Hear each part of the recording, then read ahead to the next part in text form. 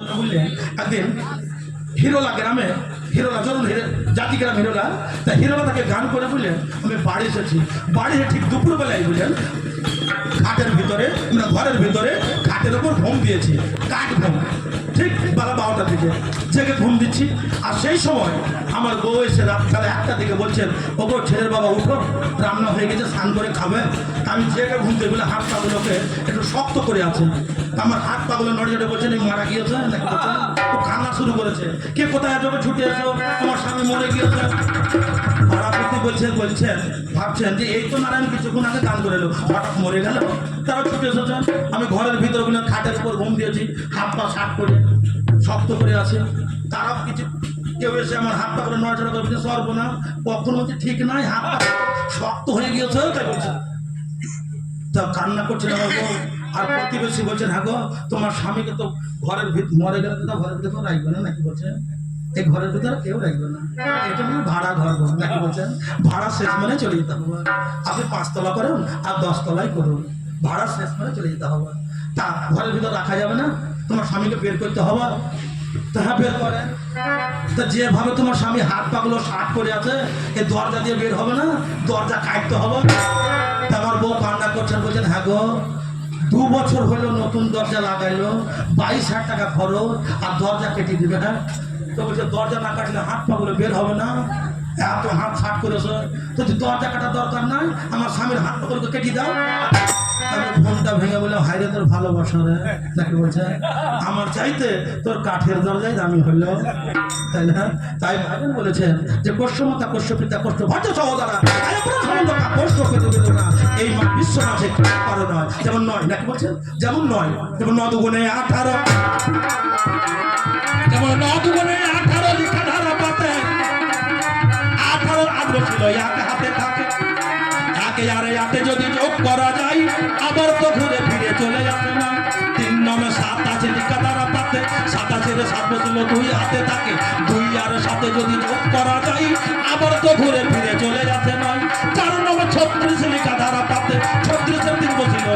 36 এর 6 বছর 3 হাতে থাকে 3 আর 6 যদি যোগ করা যায় আবার তো ঘুরে ফিরে চলে আসে না 5 নামে 45 লিখা ধারা পাতে 45 এর 4 বছর 45 এর 5 বছর 4 হাতে থাকে 4 আর 5 যদি যোগ করা যায় আবার তো ঘুরে ফিরে চলে আসে নয় 6 নামে 54 লিখা ধারা পাতে 54 4 বছর 5 হাতে থাকে 5 আর 4 যদি যোগ করা যায় আবার তো ঘুরে ফিরে চলে আসে নয় 7 নামে 63 লিখা ধারা পাতে 63 3 বছর 6 হাতে থাকে 6 আর 3 যদি যোগ করা যায় আবার তো ঘুরে ফিরে চলে আসে নয় 8 নামে 72 লিখা ধারা পাতে 72 2 বছর 7 হাতে থাকে 7 আর 2 যদি যোগ করা যায় আবার তো ঘুরে ফিরে চলে আসে নয় 9 নামে 81 লিখা ধারা পাতে 81 1 বছর 8 হাতে থাকে 8 আর 1 যদি যোগ করা যায়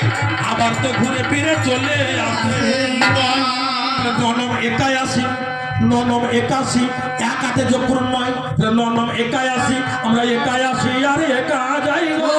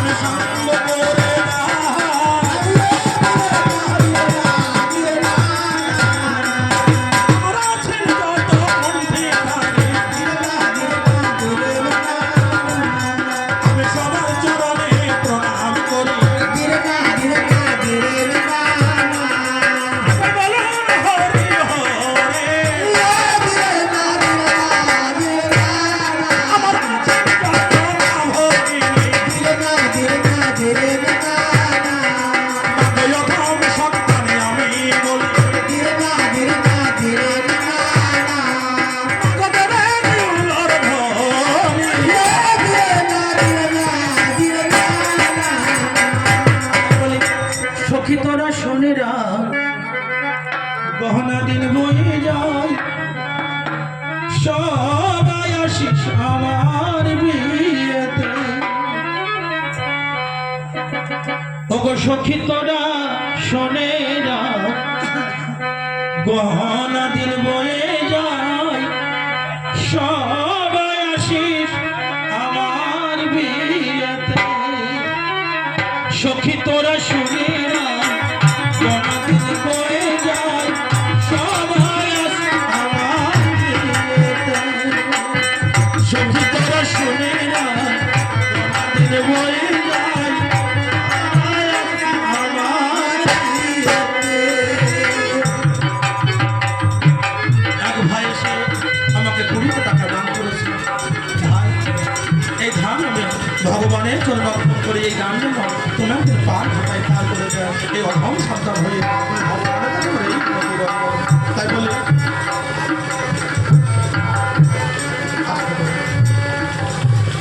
দুজন যুবতী নারী আর একজন ঠিক আমার বয়স্ক কাকিমার মতো এক বৃদ্ধা নারী, তিনজনে খুব বন্ধুত্ব ভাব ছিলেন। তা তিনজনের বন্ধুত্ব ভাবের মধ্যে একজন যুবতী নারী, তার 18-19 বছর বয়স, তার ঠাকুমাকে বলছেন দিদি, সেই বান্ধবী বলছেন দিদি আমার সামনে বৈশাখ মাসে 7 তারিখ বিয়ে, তুমি আমার বিয়েতে এসো। তা ঠাকুমা বলছে বেশ, নাম তো যাই না, আমার কমিটি কাকাবাবু আমায় এসে আশীর্বাদ করো, 100 টাকা দান করলে ভগবান এই টাকার মান অবশ্যই রাখবেন সেই দয়াময় আমার জগন্নাথ ভগবান। তো বুড়িমা বলছেন, বুড়ি বলছে ঠিক আছে বোন, আমি তোমার বিয়েতে যাব। বেশ, বিয়েতে যাব। বিয়েতে তার যুবতী নারীর বিয়েতে তিনি যেতে পারেননি। বিয়ের 2-5 দিন পরে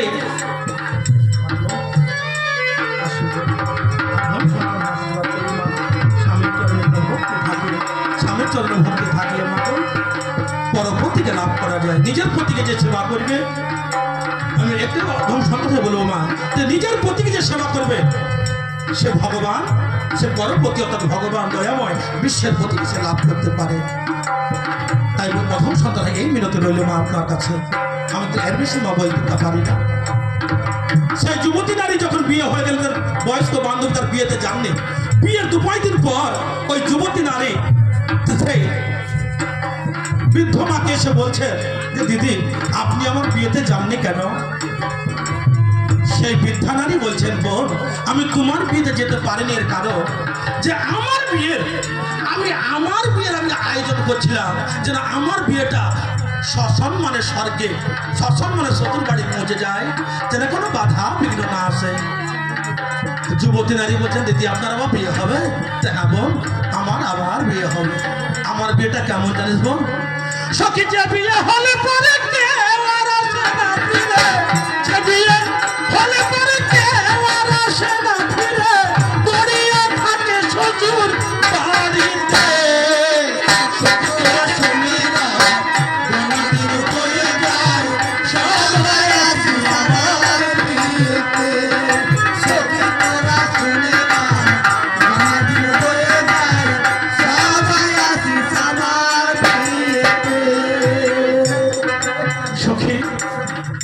তোদের বিয়েটা কেমন? কপালে হয়তো চন্দনের খড়ি মাটির ফোঁটা দিলি, মাথায় ঝাঁটর দিলি, কন্যা দিলি। আর আমার বিয়েটা কেমন তুই জানিস? আমার বিয়ের সাজ কেমন সখী? আমার বিয়ের সাজন মালাতে চন্দন, মাখাবে সারায় আমার বিয়ের সাজন মালাতে চন্দন,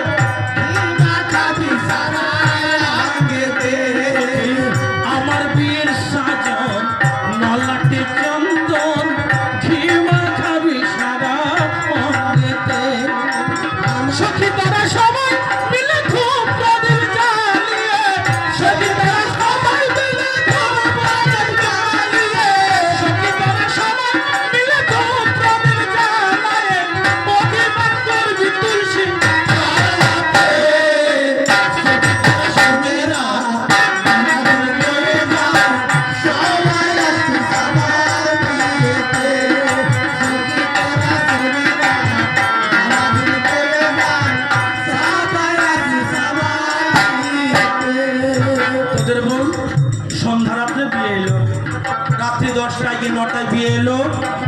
সন্ধ্যাবেলায় বাসি বিয়ে টাটার সময়তে, আর না হয় বাসে না হয় মারুতি কারে চলে যাবে শ্বশুর বাড়ি। আর আমার বেটা জানিস সখী, জানিস সখী, সখী শেষ হলে বাসি বিয়ে আমার যত্ন করে তুলে দেবে